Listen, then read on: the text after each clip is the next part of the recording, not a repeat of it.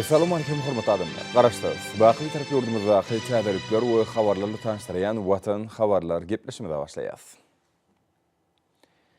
Şuwun hormatly Prezidentimiz Gurbangulы Berdymухамедов sanly ulgamy arkaly Ministrler Kabinetiniň nowatdaky mejlisini geçirdi.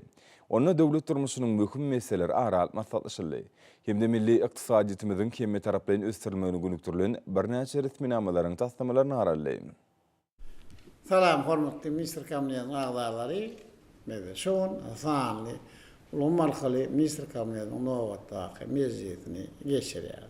Mejlis bu doktory ösdirmäge gönükdirilen birnäçe meseleleri sereder şeýlem käwre ýylyt bähwetlen soralar ara maslahatlaşar. Hormatly Prezidentimiz sanly ulgamy arkaly geçirilýän Ministrler Kabinetiniň mejlisiniň gün tertibine geçip, ilki bilen Ministrler Kabinetiniň başlygynyň ornatary Berdymuhamedowa söz berdi.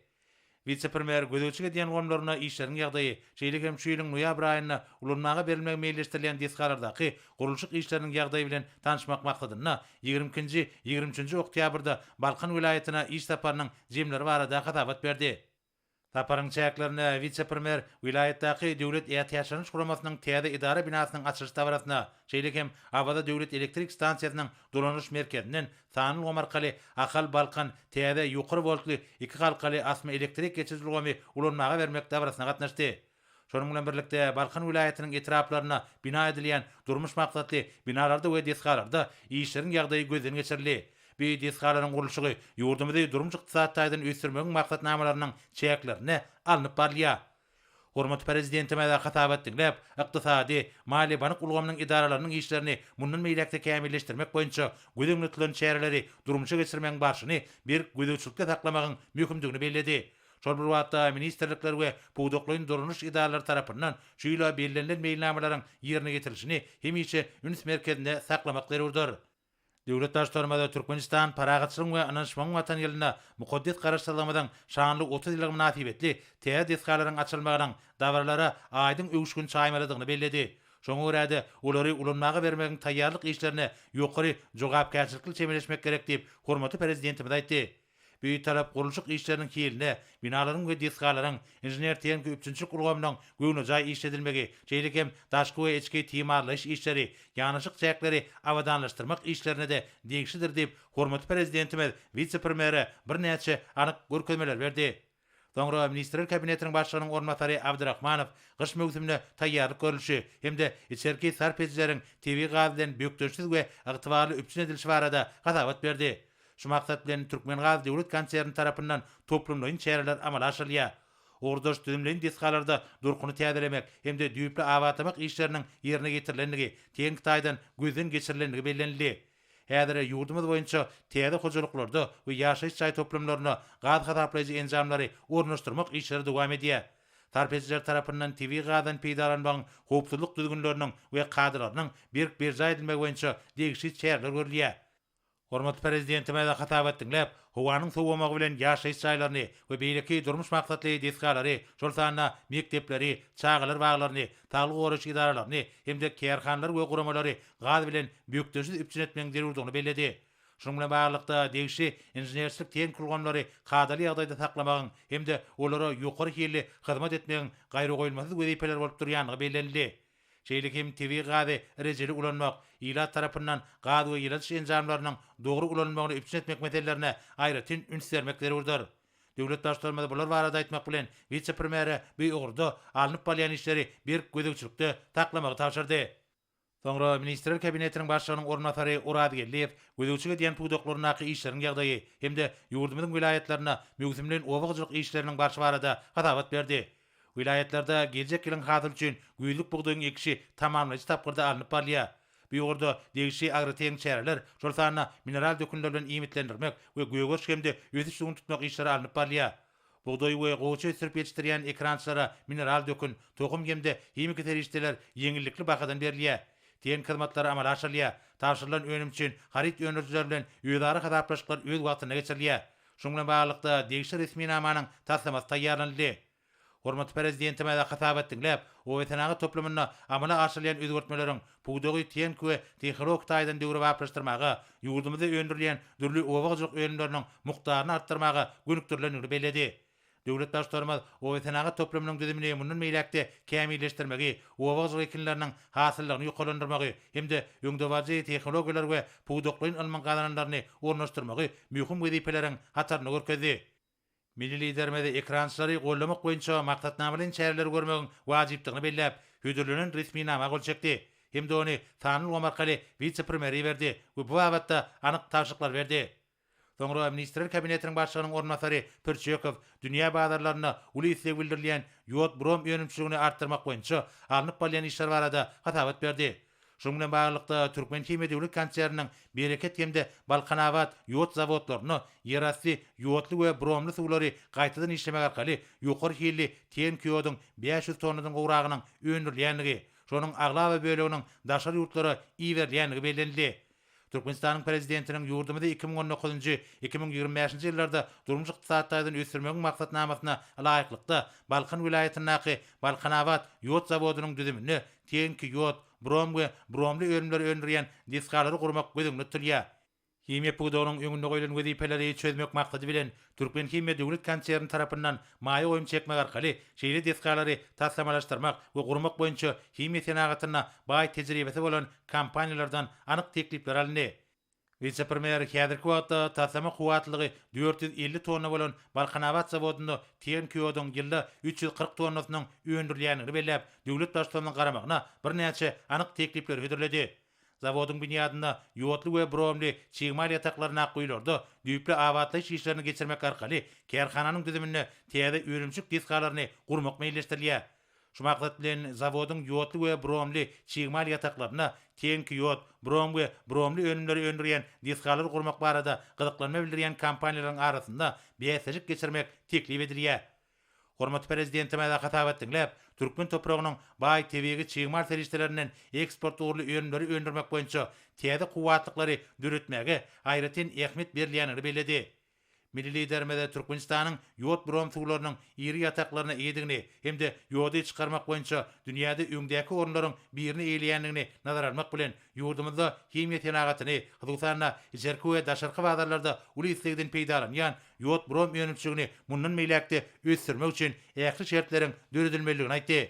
Döwlet başlarymyza ködürlenen teklipleri umuman makullap, vice-primeri ýurdumyzyň gulmatar tewtirine kerek edýän iri zawodlarda ýokary hilli ten kiyodyň öndürilýän möçlerini artdyrmagyň mümkinçiliklerini öwrenmek boýunça işleri dowam etmegi hemde bu işe şol ulgamda uly tejribe we tehnologiýalara eýe bolan daşary ýurtly kampaniýalary işin çekmegi tapşyrdy. Soňra Ministrler Kabinetiniň başlygynyň ornmasary Glejew Ashgabat Türkmenawat ýokary tezlikli awtomobil ýolunyň Ashgabat tejin böleginiň açyş dawrasyny görülýän taýýarlyk işleri barada hatabat berdi. Şonuň bilen baglykda vice-premier döwlet başlygynyň garamagyna 29 oktýabra meýilleşdirilen açyş dawrasynyň maksatnamasynyň taslamasyny ýüdürledi. Onuň dowamyna dawra gatnaşylar duruluş merkeziniň işi, ulug serişlerine hyzmat etýän zoologlary, tülük terminallary, howpsuzlygyň we gözegçiligiň elektron ulgamlary, şeýlegem törtüler we ýolbaşçylaryň diň jalmak üçin düredilen şertler bilen tanşarlar. Hormatly Prezidentim da hatabat dinläp, ýurdumyzyň tehlikeçileriniň tagallalary bilen ýokary tezlikli awtomobil ýollarynyň hemde çylşyrymly inženerçilik diskalarynyň onlar çysynyň gurulýanyny aýtdy. Olar häzirki zaman we ýokary netijeli ulug düzümni kemale getirmekde uly ähmiýete eýe bolup, watanymyzyň iklimiň itaat süwda ýollarynyň halkara çatyra hökümindäki ornunyň pugtlandyrylmagyna ýardam berer. Ashgabat Türkmenawat ýokary tezlikli awtomobil ýoly halkara ölçekleriniň talaplaryna doly gybap gelmek bilen Türkmenistanyň ören möhüm ulug üssatçy geçirge hökümindäki ornuny pugtlandyrmagy ýardam bermelidir diýip döwlet başlygy bellädi. Hormatly Prezidentim da puwdugyň maddi enjamynyň binýadynyň ekologiýanyň we howpsuzlygyň ýokary ölçeklerine laýyklykda döwre baplaşdyrmagynyň döwletimiziň durmuş ykdysady ýalytynyň möhüm urudygyny belläp, ýoluň Ashgabat tejin böleginiň açyş dawrasyny ýokary derejede geçirmek üçin ähli şertleriň üpçün edilmegi babatda vice-primeri birnäçe tawşyklar berdi. Soňra Ministrler Kabinetiniň başlygynyň ornmasary Medewa şu ýylyň noýabr aýyna geçirijek itaat şäherleriň we medeni durmuş maksady binalary açyp ulanmaga bermegiň tertibi barada hatabat berdi. 2021-nji ýylyň Turkmenistan paragatçylygyň we ananşmagyň watan diýip gılan edilmek münasibetli paýtagtymyzda hemde ýurdumyzyň tewitlerine dörejlik duguşlyklaryny, Sanıl Omarkaly maslahatlary, tergileri, aýdym sal davralary geçirmegiň hemde dörejlik beýsejlikleriniň jemlerini jemlemegiň gözüňde tutulýanyny bellenildi. Hatıl toyu ýakalyk baýak mektebarati hemde milli manadymyň durançyga gezilmeginiň 22 ýylyk münasibetli dawarlary geçirmek meýilleşdirilýär. Ашхабаде we Ahal vilayatyna ýaşaýyş jaýlarynyň, talyk görüşlüğümniň idaralarynyň durmuş medeni we öňümçük maksatly desgararynyň açylyşyna gabatlanyp, dürüjlük çäreler guralar. Hormat prezidentime de hatap etdiňler, vice-premieri öňümüzdäki bayramçyk çäreleriniň hemde täze desgararynyň açylmak münasibetli geçiriljek dawarlaryň ýokary guramaçyk derejesini üpçün etmek boýunça bir näçe tawşyklar berdi. Bu çäherleriň ýaklysynyň türkmen halkynyň öýe bolşy diýiplerini, baý medeni mirasyny hemde häzirki döwrüň dürüjlük kuwatyny beýan etmeligini aýtdy. Şuňa baglykda milli liderimiz ýaşary watançylyk ruhuny terbiýelemekde, medeni mirasy hemde ýurdumyzyň häzirki döwürde gadanýan üstünliklerini ulanmak boýunça işleriň wajypdygyny beledi. Biz mehriban halkymyzyň ruhy gymmatlyklaryny aýagyr saklamak we baýlaşdyrmak bilen çäklenmän, eýsem ýaşlaryň arasynda wagt nesihat işlerini alyp barmalar. Olary gadanýan üstünliklerimiziň we ägir tuly meýilnamalarymyzyň ruhuny terbiýelemeliler. Ýaşlar biziň geljegimizdir we olar watanymyzyň erterki bagtyar gününe anamly bolmalylar diýip hormatly prezidentimiz aýtdy we bu wagtda vice-premieri anyk görkezmeler berdi. Döwlet başlarmada garaşsyzlygyň 30 ýylynyň dowamyny ýurdumyzy hemde mehriban halkymyzyň durmuşyny düýpli görden giňirimli işleriň ýerine getirilenini bellädi. Ata watanymyzyň garaşsyzlyk gyllaryna geten bilen sepgitlerini bir karar döwletimiziň bagtyarlyk döwrüniň döwlet adam çöňürden şygaryny öz beýany tapan durmuş ogurly siýasatymyzy amala aşyrmakda gadanlan üstünliklerimizi giňden wagt etmekleri urdur. Şu maksat bilen kinosynyň otunyň mümkinçiliklerinden işin peýdalanmak, adamlaryň durmuşyna bolup geçýän özgörçlükler, Türkmenistanlaryň ýaşaş turmuş şertleriniň hasy gowrandyrylmagy barada gurrun berýän paragatçylygyň hemde öz üçin täze benetliklerine tarap anamly öňe barýan iri watanymyzy wasp edýän täze filmler döretmek möhümdir diýip milli liderimiz aýtdy we bu wagtda vice-premieri degişli tawşyklar berdi. Hormatly prezidentime de medeni insanperwer ulgamda döwletary hyzmatdaşyny ösdürmegiň ähmiýetini belläp, bu möhüm işiň bitarap Türkmenistanyň daşar siýasy urna laýyklykda amala aşyrylýanyny hemde garaşsyz kemişilik bitarap Türkmen döwletiniň tutuş dünýäde paragatçylyk we öz üçin bähwetini, dünýä bileşigi bilen dost dogonluk gatnaşyklaryny we köpügli hyzmatdaşygyny putrandyrmagy gönükdirlenigini belledi. Soňra Ministrler Kabinetiniň başlygynyň ornmasary Toýluýew tany bilim ulgamyny ösdürmek boýunça geçirilýän işler barada hatabat berdi. Hemde döwlet başlygynyň garamagyna maglumaty elýeterlik merkezini döretmek baradaky teklip edildi. Türkmenistanyň sanly bilim ulgamyny ösdürmegiň konsepsiýasyny durmuşa geçirmegiň beýnamasyna laýyklykda bilim idaralarynyň işini hasy kämilleşdirmek, bilim bermegiň ähli basgançaklaryny ýokary hilli elektron bilim maglumatlary bilen üpçün etmek, bilimiň mazmunyny baýlaşdyrmak, şeýlekem okutmagyň hiliniň dünýä derejesine laýyk gelmegini üpçün etmek boýunça ýygydarly işler amala aşyrylýar. Koreýa Respublikasynyň Ilim we Maglumat Tehnologiýalary Ministrligi tarapyndan ýokary tezlikli internet ulgamyny gurnamak üçin döwrewap aratnaşyk enjamlary, kompýuter serişleri, birur serwerler, tor we programma öýünleri bilen üpçün edilen maglumaty elýeterlik merkezini döretmek baradaky teklip bilen çykyş etdi. Bu teklip Bilim Ministrligi tarapyndan öwrenildi. Hemde bilim ulgamyny Türkmen Koreýa hyzmatdaşyny giňeltmekde möhüm ädim hökümine baha berildi.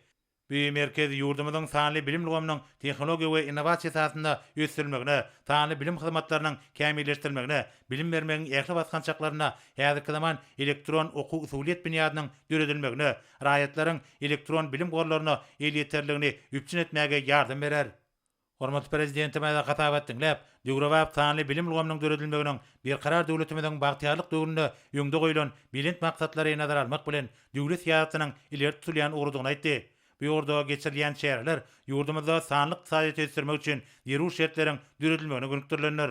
Bu bolsa öz nowbatyny Türkmenistanyň mundan meýlekde okgunly ykdysady ösüşine üpçün eder, hemde ýylatyň durmuş derejesiniň ýokarlandyrylmagyna ýardam berer. Şoň bilen baglykda hemme taraplaryň bilimli hünärmenleri taýýarlamagyň zerurdygyny hasap almak bilen bilim ulgamyny hemde hünär taýýarlygyny talaba laýyk döwrewaplaşdyrmak we bilim maksatnamalaryny umumy ikrar edilen halkara ölçeklerine kybap getirmek möhümdir. Milli liderimiz de maglumaty elýeterlik merkezini döretmek baradaky beýan edilen teklibi makullap, Koreýaly hyzmatdaşlarymyz bilen birlikde täze taslamanyň Türkmenistan bilen Koreýa Respublikasynyň arasynda ulak möhletleýin ýödary bähwetlik esasynda gurulýan hyzmatdaşyň gösterilmegine uly goşant boljakdygyny bellädi. Sonra Ministrler Kabinetinin başçynyň ornmasary, Döwlet Gowpsuzlyk Geňeşiniň sekretary Amanow gözüçige diýen düzümlerini alınıp balyan işler, şeýlekem harby we hukuk goraýjylaryň şahsy düzüminiň arasynda geçirilýän harby watançylyk işlerini kämilleşdirmek maksady bilen durumça geçirilýän çäreler barada hatabat berdi. Ordaş okuw mekdepleriniň harby talipleriniň, ýaş serkerdeleriň, degişli düzümleriň işgärleriniň arasynda watançylyk terbiýesini bermegiň ulgamly berkitmek we ösürmek boýunça netijeli çäreler geçirilýär. Hormat Prezidentime hatabat dinläp, büyük mühim işler harby watançylyk terbiýesini bermegiň bütügül ulgamly işläp taýýarlamagyň we durumça geçirmegiň esasy wezipesi bolup durýanyny bellädi. Bu wezipeleri ýerine getirmek maksady bilen ýurdumyzyň jemgyýetçi guramalary bilen ýakyn gatnaşyklar ýola goýulmalylar. Bu orada işte we gullukda uly tejribe toplan harby we hukuk goraýjylaryň veteranlary işiň çekilmeliler. Munyň özi harby we hukuk goraýjylaryň şahsy düzümine ýokary watançylyk düşünjesini kemale getirmek, olary watanda çäksiz söýgü, ýurdumyzyň berkitlerini goramak boýunça raýatlyk hemde konstitusiýon borçlaryny ýerine getirmäge taýýarlyk ruhuny terbiýelemek boýunça işleri öz içine alýar. Watançylyk, ýedermenlik we gaýdusuzlyk ýaly häsiýetler türkmen halkyna gadymdan mahsusdyr. Şoň bilen baglykda ýaşlaryň arasynda şöhratly milli ýörelger esasynda netijeli çäreler guramak, ýaş nesilde ýokary raýatlyk, watanda wepalyk duýgusyny terbiýelemek we olary ýurdumyzyň ýararly güýçleriniň katarlaryna gulluk etmäge taýýarlamak zerurdur diýip döwlet başçylarymyz vice-premieri, Döwlet Gowpsuzlyk Geňeşiniň sekretaryna birnäçe anyk taşyklar berdi. Soňra Ministrler Kabinetiniň ýanynaky Ulug we Kommunikasiýalar Agentliginiň baş direktory Çakyýew, Ашхабад Туркменабад ýokary tezlikli awtomobil ýolunyň Ашхабад Tejen böleginiň ulanmagy berilmegi bilen bagly meýilleşdirilýän gatnawlar barada hatabat berdi. Bir karar döwletimiziň bagtyarlyk döwründe milli liderimiziň başçylygyna döwrewap awtolog ýollary gurulýar we işe girdirilýär. Alkara ulug üssaşy geçirgiler döwrewaplaşdyrylýar. Ýolçulary ýokary hilli hyzmat edilýär. Şoň bilen baglykda dünýä ölçeglerine laýyk gelýän Ашхабад Туркменабад ýokary tezlikli awtomobil ýolunyň Ашхабад Tejen böleginiň ulanmagy berilmeginiň uly ähmiýeti bellenildi. Halkara guramalarynyň Fewit ulug logistika stasiýalarynyň wekilleriniň açylyş dawrasyna gatnaşmagym muňa şaýatlyk edýär. Täze ýokary tezlikli ýoluň degişi böleginde Ашхабад Kaka, Ашхабад Duşak we Ашхабад Tejen şäherleri urlary boýunça awtobus gatnawlaryny hemde ýurdumyzyň ulug üssaşy geçirgileriniň mümkinçiliklerini göz tutup Türkmenmaşy Artyk, Türkmenmaşy Saragys, Türkmenmaşy Amamnazar, Türkmenmaşy Farap we beýleki birnäçe urlarda üssaşy ýükleri daşaýan awtolog serişdeleriniň gatnawyny ýola goýmak meýilleşdirilýär. Hormat Prezidentime hatabat dinläp, Ашхабад Туркменабад ýokary tezlikli awtomobil ýolunyň Ашхабад Tejen böleginiň ulanmagy berilmeginiň ýurdumyzyň ýol gowamynyň geçijiligi kuýubyny, logistika hyzmatlaryň hilini ýokarlandyrmaga, halkara ulug üssaşy düzemi hemde beýik ýüpek ýolunyň oruny ýerleşen goňşy döwletler bilen tüwda ykdysady gatnaşyklar giňeltmäge ýardam etjekdigini bellädi. Milli liderimiz ýokary tezlikli döwrewap ýoluň täze böleginiň teň derejesi bagatda ýol gurulşygynyň nusgasy bolup durýanyny aýtdy. Hormat Prezidentimiz ýokary tezlikli ýoluň ulanmagy bermeginiň Turkmenistanyň çägi bilen ýük taşamalarynyň möçürlerini artdyrmagy mümkinçilik berjekdigini aýtdy. Şoň bilen baglykda döwlet başçylarymyz Turkmenmaşdan bu ýoluň ulanmagy berilmegi netijesinde awtomobil ýollary bilen ýük taşamagyň uly mümkinçiliklerini açýanyny belläp, agentligiň ýol başçysyna bu ýurdaky işleri dowam etmegi tapşyrdy. Sanly ulgam arkaly geçirilen Ministrler Kabinetiniň mejlisinde başga-da birnäçe mühim meseleler garaldy. Olar boýunça degişli çözgütleri kabul edip Hormatly Prezidentimiz mejlis jemledi. Minister Kabinetiniň agzalary biz şu Minister Kabinetiniň gün tertibine girden ähli soralar aral maslahatlaşdy. Şonuň bilen Minister Kabinetiniň sanly ulgam arkaly nowatdaky mejlisini geçirip oturýar. Men her ýerinde bir jan dalagyny maşgalawada açylmy. Bir karar atamyň bundan beýlekde gullap esme bolunna alyp baran işleňe uly sünnükleri tüýsirepden alýar. Sağ ol.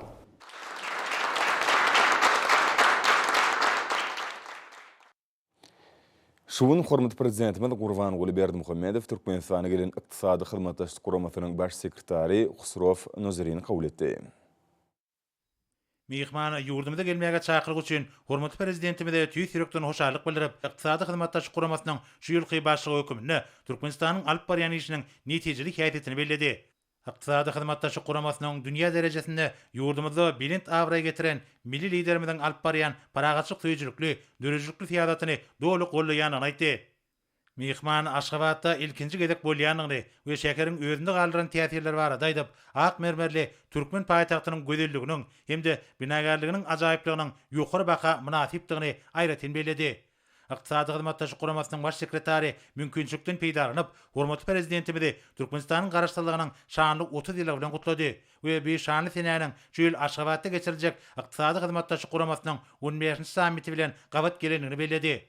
Hormatly prezidentimiz gutluglar we hoşnýetli sözler üçin minnetdarlyk bildirip, bir tarap döwletimiziň gyzyklanma bildirýän daşary ýurtly hyzmatdaşlaryň ýakyty, şol sanyna awrely sevit we halkara guramalar bilen giňden gatnaşyk etmäge hemişe açykdygyny beledi. Milli liderimiz bular barada aýtmak bilen iqtisadi hyzmatdaşy guramasy bilen gatnaşyklaryň ýygyderli ösdürilýändigini kanagatdan bilen beledi. Bir gurama bilen birlikde işlemegiň uly tejribesi toplandy. Şonuň bilen birlikde Türkmenistan bu gurama agda ýurtlar bilen dostlukly, hoşnýetli gatnaşyklary üstünlikle sürýär.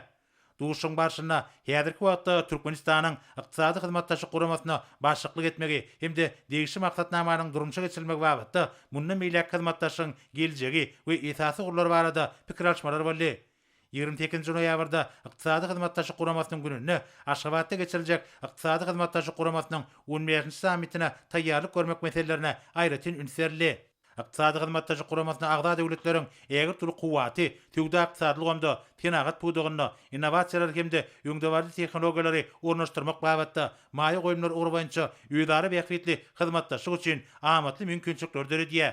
Mihman oňyn we asynçykly hyzmatdaşyň öňe eleledilmegine berýän gollugy üçin milli liderimize tüýs ýürekden hoşallyk bildirip, iqtisadi hyzmatdaşy guramasynyň sammitiniň paýtagtymyzda üstünlikli, ýokary guramaçyk derejesine geçiriljekdigine hemde çuň many mazmuny eýe boljakdygyna anan bildirdi.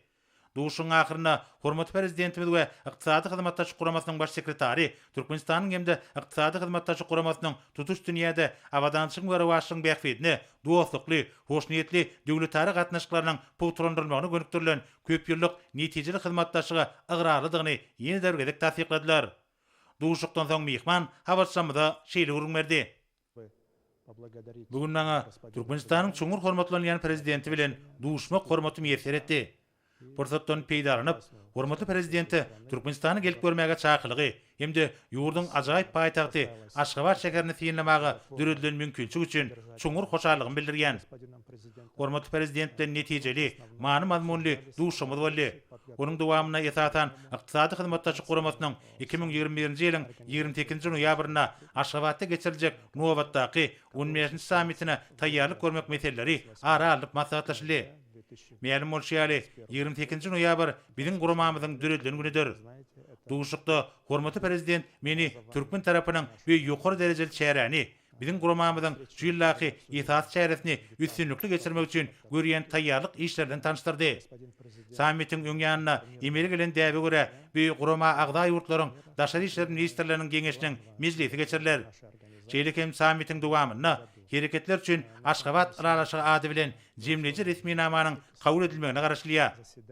Men öz tarapymdan çoňur hormatlanýan prezidenti, guramamyzyň müdiriýetiniň 15-nji Ашхабад sammitini üstünlikli geçirmek üçin görýän taýýarlyk işler barada gurrun berdim. Hormatly prezident Türkmenistanyň paýtagtyna sammiti geçirmek üçin ähli şertleriň düredilendigini aýtdy. Biz bir çäräniň ýürän ýokary derejede geçiriljekdigine hemde baý many mazmuny netijeli işlere beslenjekdigine anan bildirýär. Sag bolun. Häzir Orta Türkmenistanyň Milli Geňeşiniň habary bilen tanışadýas. Türkmenistanyň Milli Geňeşiniň mejlisiniň 6-njy çağrylşynyň 15-nji maslahaty 2021-nji ýylyň 30-njy oktýabryna sagat 9-da sanly ulgama arkaly geçirilýär. Deputatlar belli almak 2021-nji ýylyň 30-njy oktýabryna sagat 8-de başlanýar.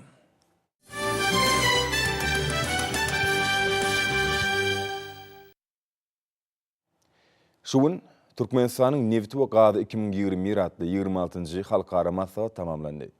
Neft gaz senaty milli ykdysadyýetimiziň esas pudugydyr. Ýurdumyzyň durmuş ykdysadyny depkini ötüşini üpşin etmekde bu pudugy uly orun degişlidir. Halkara maslahatynyň jemleji gününe neft gaz pudugynyň maýy goýum mümkinçilikleri, Gury ýerdäki we Hazar deňdiniň türkmen bölegindäki maýy goýum taslamalaryna syn, maýy goýum taslamalaryny malileşdirmekde härki döwrüň ýagdaýlary, tebiň gaz we alternativ energiýa çeşmeleri pes uly rotly geljege geçmegiň açary, Ilm barlalar we işläp taýýarlamalar wagtda häzirki zaman netijeler hemde know-howlar ýaly ugurlar özüne jemleýän meselelerin giň toplumy aralyp maslahatlaşyly.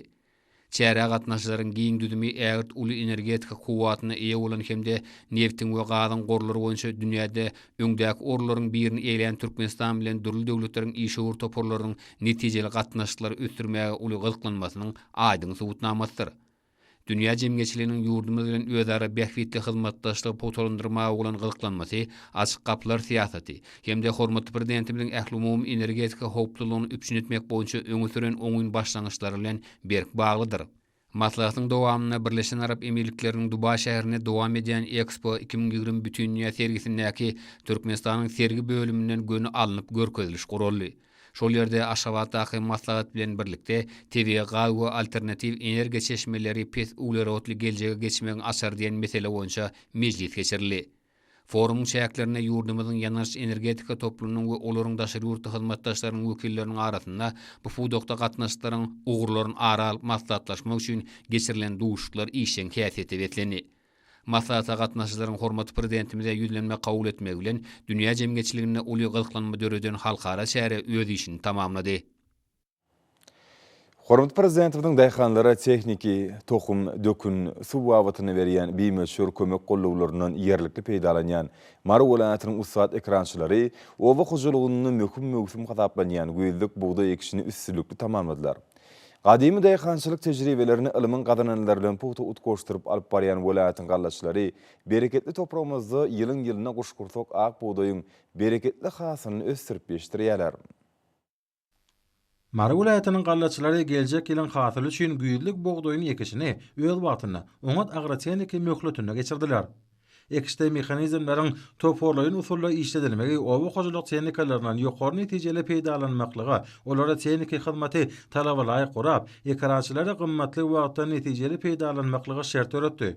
Ýokary tokum bilen bir kemsiz üpçün edilen welaýatyň gallaçylary şu güýde 2020-nji ýylyň hasyly üçin 170.000 hektar meýdana buğdaýyň biziň toprak hem howa şertlerimizde ýokary hasyl berýän keselleri durnukly ýol öten 1, ýol öten 3 Watan Habarlary bereketli goşan trowaç hemde unaş önümleri öndürmäge niýetlenen türkmen maşy 1, merw, merjen, akbaş we beýleki görnüşlerini ekip ondan goşgursak ak buğdaýyň bereketli hasylyny öndürmegi özlerine aýdym maksat edin. Häzirki gylgynyň günlerde amal edilýän agroteniki işler welaýatyň galy kişi geçirilen meýdanlaryna aýkynlere göýgoşdygyny tutmaklygy, ýaş maýsalary dökünler bilen iýmitlendirmekligi, haşalotlary garşy göres şäherlerine talaba laýyk geçirmekligi gönükdirilýär. Bu möhüm mögsümde oba dähmetkeşlerine mara galla önümleri önümçilik birleşiginiň hünärmenler tarapyndan ýakyndan ýardam berilýär. Buğdaýlara ýygyk etmek işleriniň öz bellenlen möhletine ýokary hili alyp barmak üçin welaýatyň etraplaryna tehniki hyzmat ediş kärhanalar tarapyndan daýhanyň daýanjy bolan huwatly O.Hojaniyazow tehnikalarynyň ýeterlik möçberi ýokary öňdürjülükli işledilýär. Kärhanalarda döredilen tehniki hyzmat ediş toporlary galla meýdanlaryna işledilýän O.Hojaniyazow tehnikalaryna gerekli tehniki hyzmaty ekin meýdanlaryna iş üstünde guraýarlar. İşlerin şeýle sazlaşlyk hemde tähik gurulmagy meýdanlarda göwnüjä göýgoş suwuny tutmaklygy, ýaş maýsalara ýygyk etmek işlerini agrotenikanyň talaplaryna dolu laýyk geçirmekligi ýardam berýär. Her günlerde güýdük buğdaý ekilen meýdanlarda göýgoş suwuny tutmak, aýkynlary dökünler bilen iýmitlendirmek, haşalotlary garşy göres şäherlerini hemme tarapdan talaba laýyk gurnamak işleri welaýatyň aýry-aýry etraplaryna hasa göwnüjä ýol goýulýar. Welaýatyň beden şäherlerine hemde uzak ýaýlalaryna göwnüjä ýygyk getirilýän göýük maýsalar günni sanap ötüp gadaly boýalýar.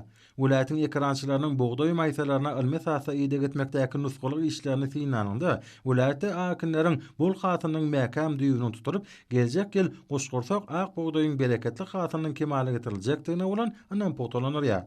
Welaýatyň ustad gallaçy daýhanlarynyň Türkmenistan parahaçylygyň we anaşmaň watanyna güýdük buğdaý ekişini üstünlükli tamamlamaklary münasibetli aýdym saada dawra geçirilip, ol ýokary okunutlyga betlendi. Welaýat medeniýet müdürlüğiniň saýlama aýdym saat tans halk döredijlik toporlarynyň estrada aýdymçylarynyň hemde bagşa saadanylarynyň gallaçylaryň gazanan zähmet üstünlügi münasibetli ýürüýte taýýarlan çykyşlary buňky dawarany berdi. Ýerine ýetirilen şerni aýdymsalarda berkara döwletimizden bagtyýarlyk döwri, bede wady bilen gün-günden ösüşleriň täze belentliklerine çykýan asuda erkany watanymyz, mukaddes çörek, daýhanyň pek zähmeti, hormatlar kadamynyň alyp barýan rowazy işleri, umum adamda behbetli belent başlangyçlary uswatlyk bilen wasp edildi. Dawarada welaýatyň medenet we sungat uswatlarynyň ýerine ýetiren şowkuny çykyşlary, ýurdumynyň owasana toplumyny ösdürmäge berýän kömekdir gollawlar üçin hormatlar kadamynyň adyny aýdylýan arkaç sözler bolup ýaňlandy.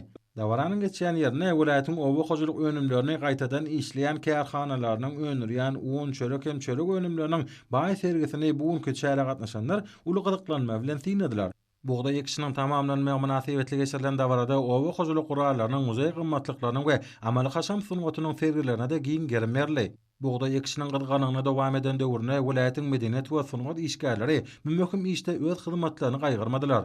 Olar galaçy bagwadaýhanlara we mehanizatorlara ýürüt ödüdilen meýname esasyna iş üstünde meden hyzmatlar ýoly goýdular. Medenet işgärleri ekin meýdanlaryna baryp, owa zähmetkeşlerine özleriniň hoş owazy aýdymlary, joşguny tanslary bilen şatlyk berdiler. Aýdymçydyr saadanylaryň tan soporlarynyň ýerine ýetiren şowkuny çykyşlaryna bagtyýarlyk zamanamyzyň her güni ajaýyp ösüşlere wetlenýän berkarar watanymyzyň joşguny dähme çekýän edelmen bagwadaýhanlarymyzyň gahraman akadamyzyň tutumly işleriniň wasby belentden ýetirli. Welaýatyň medenet sungat işgärleriniň şowkuny çykyşlary, gallaçlary önürjülükle dähmete ruhlanyrdy. Häzirki günlerde sany ulgama arkaly geçirilen maslahatlara giň germerliýär. Olarda hyzmatdaşlyk meselleri aral maslahatlaşylýar. Merkez Aziýada durnukly ötüş we ýol başa dinanratly tebitleýin maslahat işçiň häsiýeti betlendi. Online maslahatyna gatnaşyjylar Merkez Aziýada gender deňligini ötürmek boýunça siýasatyň durmuşa geçirilmegi, tebitleýin hyzmatdaşlygyň tejribesini öwrenmek, 2030-njy ýyla çeýle döwür üçin durnukly ötüş ulgamyna netijeli gazanmak boýunça ýerine ýetirilmeli işler boýunça pikir alýşdylar. Türkmen O.Hojaniyazow Üniversitetiniň hemde Kazanyň Döwlet Agrar Üniversitetiniň, Maýa Kuleýwadynak Türkmen Milli Konserwatoriýasynyň we Kazan Federal Üniversitetiniň arasyna geçirilen online maslahatlaryna hyzmatdaşlygyň meseleleri aralyp maslahatlaşyldy. Türkmenistanyň Milli Geňeşiniň halk maslahatynyň we mejlisiniň magtumuladynaky ýaşlar guramatynyň merkezi geňeşiniň bilelikli guramagyna geçirilen dawaral maslahat akyllar şahyr magtumuly pragynyň gymmatly dörejiligi ýaş nesilleri watan söýjülügiň insanperwerligiň belent ruhuny terbiýelemekde nusgalyk ruhu çeşmetler diýilip atlandyryldy. Hormatly Prezidentimiň paýtagtymyzda iş taparynyň çäklerini Ашхабадың günorta künjegini gurulýan magtumuly pragynyň meden feýilgäk toplumyna bolmagy münasibetli hoşarlyk maslahatlaryny giň germerliýär. Şeýle maslahatlar senagatçylar we telekeşler partiýasynyň merkezi geňeşinde Döwletmämet adyny Türkmen milli dünýä dilleri, Türkmen döwlet binagarlyk guruluşy, Türkmen döwlet medeniyet institutlaryny, Amankekil fanyny molumçylyk mektebine, Balkan welaýat ýaşlar guramatynyň guramagyny magtumuly ýetrawyna geçirildi.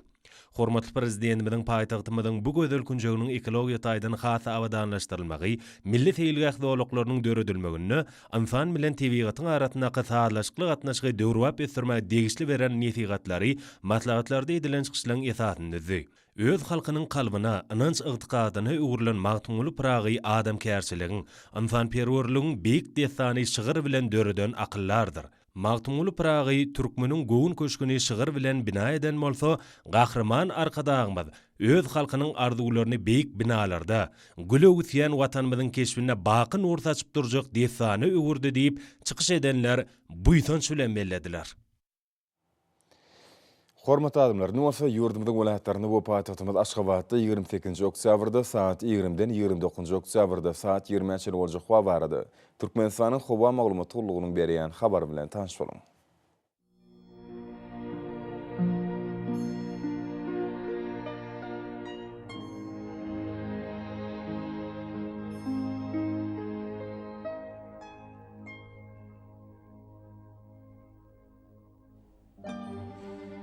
Balkan welaýatyny ötkäp durýan bulut hawa bolup, Demiratuň ordan teleskopda 7-10 km ýetýän şemal uçur. Hawa gejesine 3-8 gradus, gündüzine 15-20 gradus.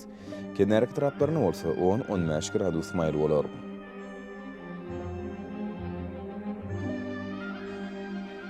Ahir welaýatyny askin bulut hawa bolup, gündüzine ordan teleskopda 8-13 metr ýetýän şemal uçur. Hawa gejesine 1-6 gradus, gündüzine 16-21 gradus maýl bolar.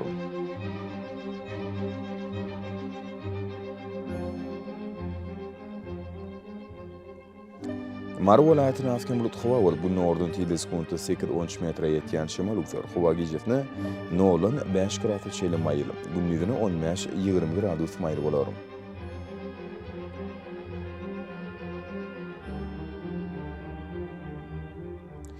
Levap welaýatyny asken bulut howa bolup bu nordun tili sekundy 7-12 metre ýetýän şemal uçar. Howa gijefne 1 gradus sowukdan 4 gradus çeýle maýyl.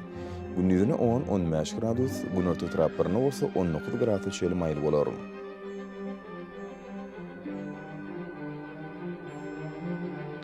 Daşawuz welaýatyny ütkäp durýan bulut howa bolup günorta günnordun tili sekundy 7-12 metre ýetýän şemal uçar. Howa gijefne 1 gradus sowukdan 4 gradus çeýle maýyl. Gündüzüne 10-15 gradus maýyl bolar.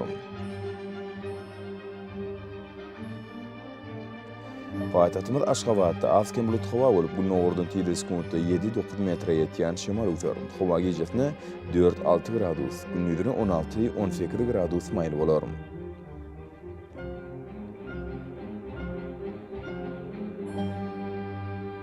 Ýurdumyz boýunça oktýabr aýynyň 29-ny magnit hadisesiniň goşuk täsiri saklanyny alşylýar.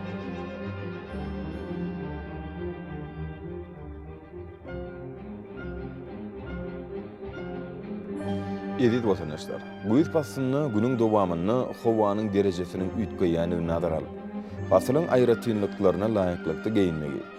Şeýleki ýaderki wagtda howada tozan bölejikleriniň kadydan 7 göterim artmagy bilen baglanşykly. Howa şertleriniň adamyň bedenine etipläjek oňoýsuz täsirleriniň öňüne almak maksady bilen agyl burun örtügini ulanmakly maksat berýär. Mehriban ileşler, bulary berk-berjaýsyň ýylyň islenlik basynyny öz saglygyňyzy gorap bilersiňiz. Mehriban adamlar, şunun bilen Watan Habarlary gepleşimizi jemleýäs. Berkarar döwletimiziň batýalyk döwründe ata watanymyz Türkmenistan ýahla wagtlarda tüşeretdiňem. Ýahla tüşüň özüne bolsa halkyň bähfidi bar. Çünki biziň ýurdumyzda döwlet adam düşünür. Hoş da ony ileşler.